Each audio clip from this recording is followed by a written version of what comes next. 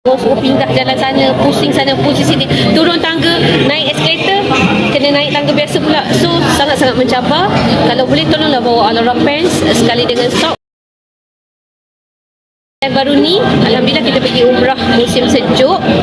Bayangkan dalam sehari boleh sampai 25,000 step. Equivalent tu 18 hingga 20 km perjalanan sehari tanpa shopping, tanpa pergi makan viral mana-mana. Tak ada. Kita hanya cuma pergi masjid, bilik kita dekat Swiss Al-Maqam. Tepi ni je.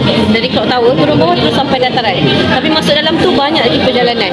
So memang kita sangat-sangat nasihatkan kepada semua orang, especially kalau kita memang ada sakit-sakit kaki ke, dekat sana cabaran dia luar biasa dengan suhu yang berbeza, sama ada sangat panas ataupun sangat sejuk, dan keadaan dia menekan tau. Kita bukan jalan beriswak kat taman, bukan.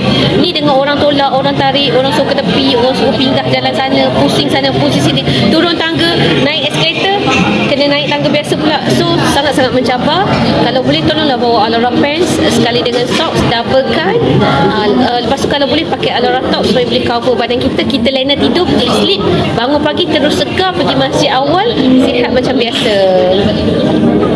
Alora Series ialah pakaian kesihatan dari Jepun dengan teknologi Kodenshi. Ia gunakan haba badan kita untuk hasilkan far infrared yang bantu lancarkan darah. Sudah lebih 3 juta Alora terjual di pasaran dan telah mendapat pengiktirafan Health and Wellness Brand Award yang membuktikan keberkesanannya. Jom dapatkannya sekarang dengan Sis Nur.